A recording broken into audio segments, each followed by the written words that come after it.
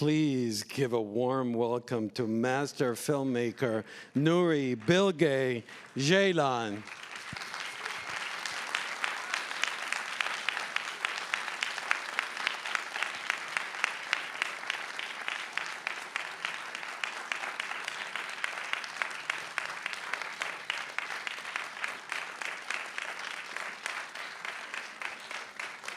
And helping us to interpret is Ajam Lawton. Thank you. Nuri, what an honor to have you here. Amazing to have you here. I want to start by asking you, Nuri, the character, says in the big fight, she speaks of the weariness of hope. And then, you know, in the last scene, the main character, you know, talks about about living in the land that is so harsh, and then we see the birds flying away. I love that ambiguity that we could interpret it as a sign of hope or as a sign of despair, and I'd love to hear your take on it. Actually, the weariness, first, let me tell you, my English is terrible, but it sounds pretty good. I'll try to speak in English as much as possible. The weariness of hope, first, actually, the man says in the discussion, and then the Nurai, the girl, repeated later on. And I don't know what the word means. If it's something positive or negative, I'm not sure. But at the end of the film, I hope that from the expression of the person, something ambiguous but melancholic, I think where it comes at the end is more a kind of darker place for me, but everybody can express it differently. But for me, it's more melancholic. So, you know, melancholy is something that there is a problem, but you don't know the reason. Mm-hmm. It's something like that, you know. It's different than the other kind of tragedy. Ambiguity is very important for me in the films because life is full of them, I think. Mm-hmm. He is weaker in the film at the end. You know, he's weaker, but in a good way. That he's learning about himself. Yes, you are right. Maybe he is open to something new. He is open to absorb something new. That's an important stage, I think, in our state, and a more important state, let me say. That's something I hope. I tried to express something like that, with that look of him. Yeah. I told you, I'm such a big fan of your films. I've admired you for so long, and in this film, there's one moment that it took my breath away, the moment where he walks away after the argument, walks away from the set. It's such a brilliant moment. Can you talk about, you know, putting that moment in the film and the importance of that moment? I don't know. It's not very analytic thought for me. It's I was not sure of that. And it's not even in the script, actually.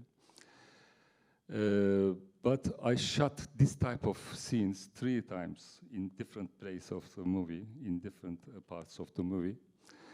In the editing, I decided to use only this one, because I thought it's in harmony, in a way, with the film. And it's kind of inviting the audience to watch the film in a different way. It does, because we have seen these stunning landscapes, and we have seen this very intimate interiors, and then we realize that all the interior, I mean, a big deal of the interiors are done in a set, right? And that contrast between the outdoor landscapes and the interior world. Müthiş mekanlar görüyoruz, dış mekanlar ve iç mekanlar görüyoruz. Ve sonra o set sahnesinden sonra anlıyoruz ki aslında filmin büyük bir kısmı sette geçirmiş. Bu kontrast hakkında neler söyleyebilirsiniz? Actually, when I shoot the movie, this contrast influenced me as well.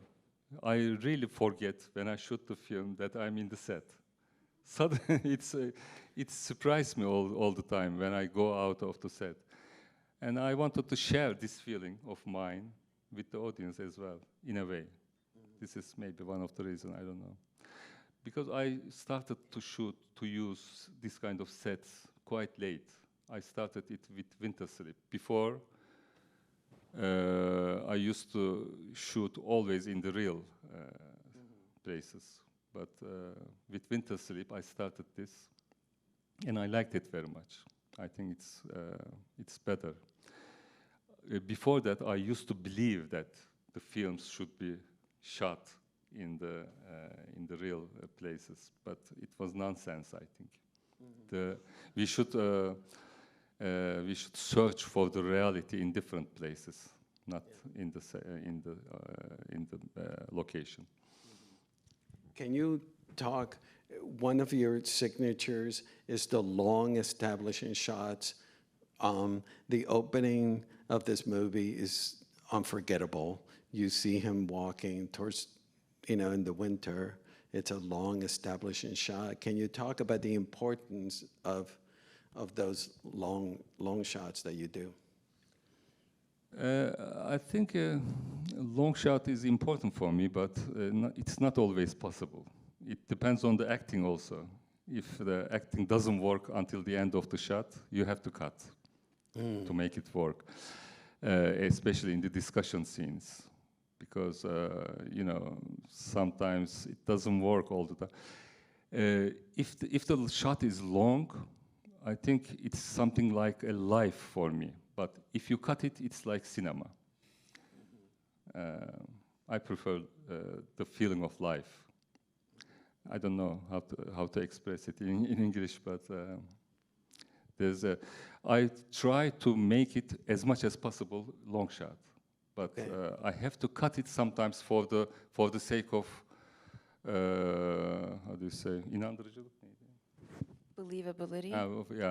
For the sake of believability and for the sake of reality. Realism, for the sake of realism. In the editing, I try not to cut it as much as possible. Mm-hmm. Mm-hmm. You talked about the conversations, the scenes. It's a very talky movie, and what has struck me about your films is that people in those long conversation periods, moments, they start revealing character, and in particular, your main character, when he feels in danger, he continues talking and talking. Can you tell us about using, dialogue and those long conversation pieces? Actually, I like dialogues very much in literature, especially in Dostoevsky novels. For instance, in The Devils or in Karamazov Brothers. The long talking scenes I like very much, and I want to see it also in the cinema. And in Dostoevsky, it's quite literary talks. Even the illiterate people talk very good. And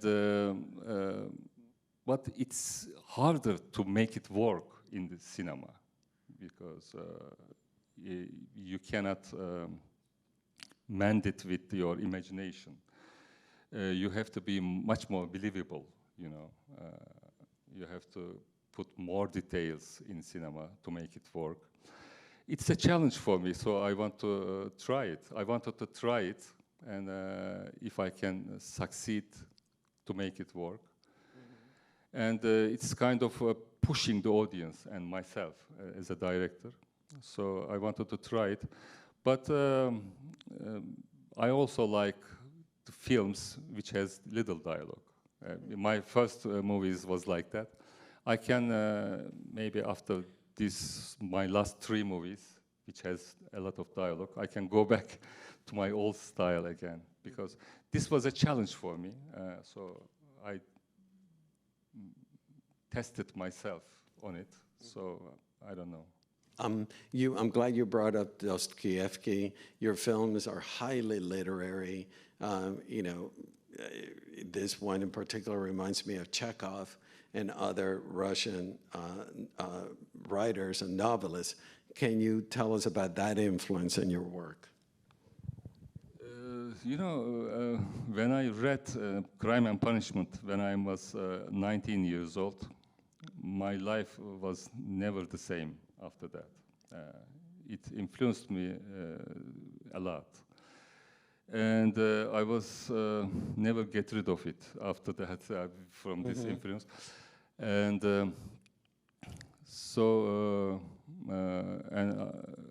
after Dostoevsky, I met Chekhov as well, and I liked him very much. He's different, of course, than Dostoevsky. But it's also, I think Chekhov is closer to my own soul. I understand him deeply, I feel. And my Winter Sleep is directly based on his stories. I think nothing, except life itself, nothing is more influential on me than the Russian literature. It's very, very important for me. I looked at life with the influence of the literature, like Russian literature, you know. When I meet someone, sometimes, most of the time, a character from the Russian literature comes to my mind. I compare with them. Great influence, yeah. The film is, this film is not overtly political, but politics are ingrained organically in almost every aspect of the film. Can you talk to us about that? Politics, I don't like politics, and I don't like political movies as well, but in my films, it's just as a background. It's there. Güncel neydi ya? Nowadays, like the present time. Yani the Up to date. Up-to-date politics is, I don't want to put in the films. For instance, this movie has been shot years before, so when you make before the film, the earthquake and before the election. Yeah, during the pandemics, I think we shot the film. Everything changed so fast, especially in Turkey. Every day, it's a new world in Turkey, you know, politically. But I'm more interested with the nature of the human, which is unchanged with time and with location, everything. I'm more concentrated on that. Tell us about the importance of the winter setting and this isolated world that when I was watching the film, I kept thinking, outside of this world, there's life, and he's longing for this other world out there. It's a very powerful environment. Yeah, for this movie, winter was important. Snow was important for increasing the psychology, how do you say, isolation feeling of the character. So that's, I tried to find the most snowy place in Turkey. And also, you know, there was some logistical matters that we have to shoot the film in this place. Because in Turkey, normally, there is no secondary school in villages. They carry it with the buses to the city and they educate there. But in this part, since there is a lot of snow, they have to have secondary school in the villages as well. Wow. Because of the snow, they can't carry it to the city. It's difficult because roads are closed and everything. There are 6 months of snow there, so we could shoot easily. Because in the middle of shooting, if there is no snow, it's a problem. You know, you have to wait next year. And he says in the film that there's 2 seasons in that area. It's just winter. Is that the case? Is for real? Yeah. That's right. Yeah. And this film, of course, is based on the diaries of a real teacher. Who was the co-writer? Who was one of the co-writers. So almost all the characters in the film is real, actually. Mm-hmm. Yeah. We mentioned, we were before we came, we talked about the incident with the young girl that you know, what happened is not important. It's just the consequences that you're dealing with their interaction with the teacher and the pupil. You know, can you elaborate on that? Sevim olayı olan olay önemli değil aslında. Sonuçlarla uğraşıyoruz film boyunca. Bunun hakkında ne düşünüyorsunuz? Actually, in the real life, it happened something like that, and it's also in real life we don't know many things. You know, it's ambiguous, like in the film, and I thought about it a lot, and I asked the teacher I know that who's co-writer a lot of questions. But a lot of things is really ambiguous. So of course, I have some answers in my mind, but I try to keep the ambiguous characteristics as much as possible, like that, for the audience. For instance, the letter, who is it written for? For the teacher or for somebody else? And it's also not for sure in the film. And for I think that it's not written for the teacher. It's written for somebody else. I believe it in the real life also. I don't know. Life is mysterious. Yeah. And I like to keep it mysterious like that. Speaking of mysterious, when the main character asked Nuri, does everyone have to be a hero in the confrontation? It's the most direct you've been in a film, I feel. It goes straight to the source. Can you elaborate on him speaking about that? Does everyone have to be a hero? Mm-hmm. Yeah, it's actually this discussion is the center of the movie for me. Because I decided to make this movie because of this discussion, actually. Because this is an important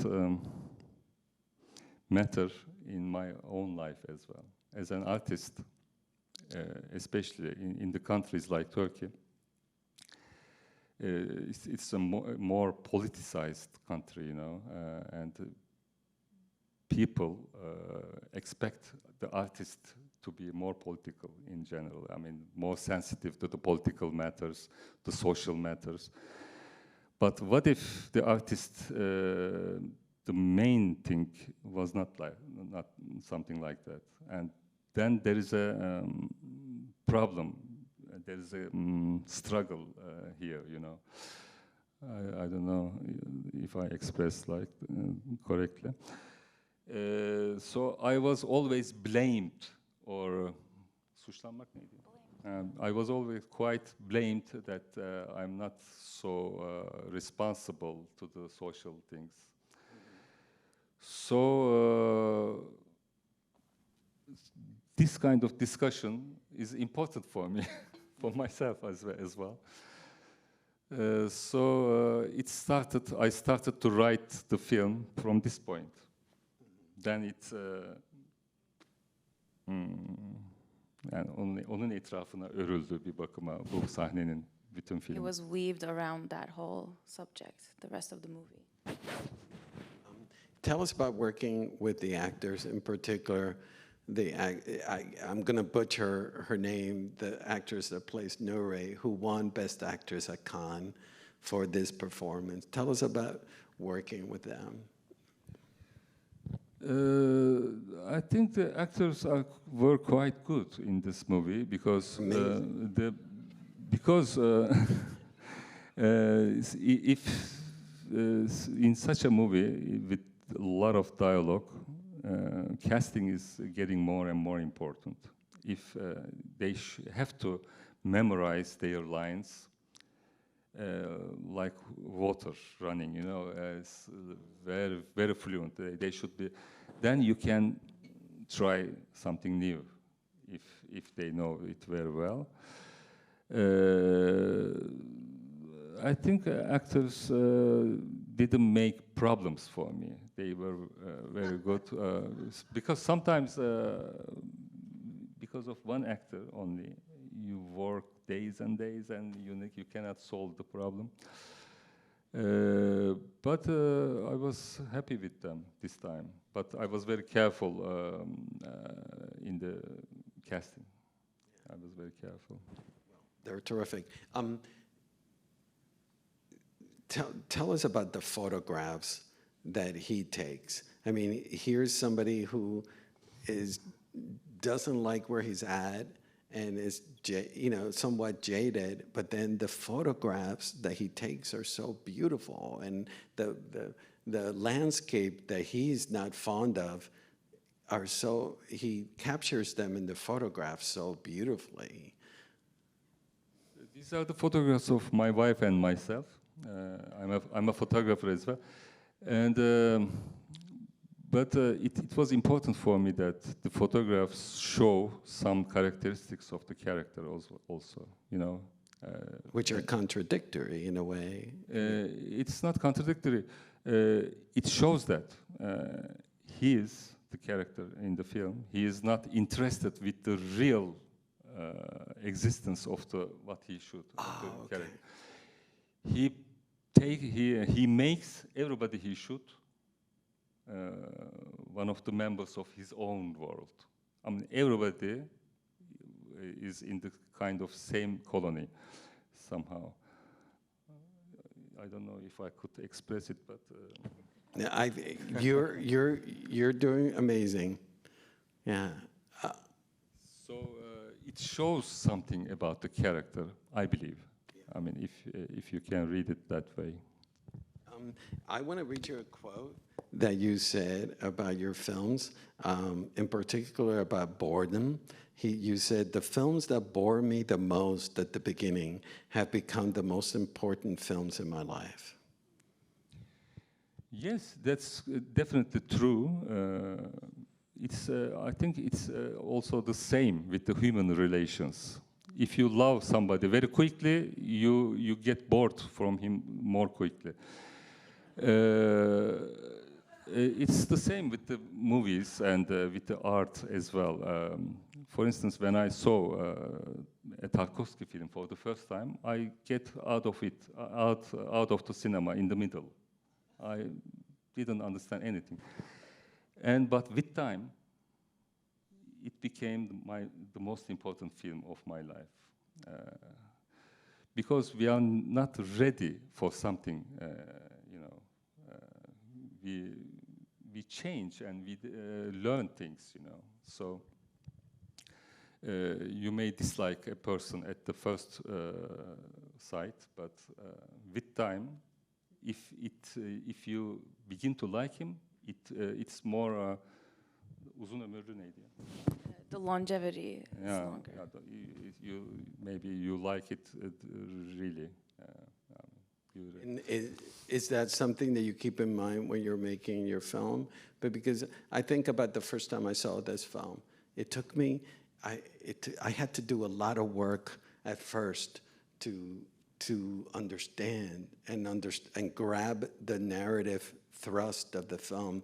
But then eventually just like washed over me, and I just became so engaged the longer the film took place. Yeah, of course, it changed from person to person, but I am not interested with boring the audience at all. It's something else, you know. Everybody is different. So it might change with time, everything. Yeah, and all of your films have a length. Is that, you know, can you tell us about the importance of having a film be of the length that, you know, 3 hours, etc.? I mean, it's a good thing. I mean, I'm just curious about the importance of the length that.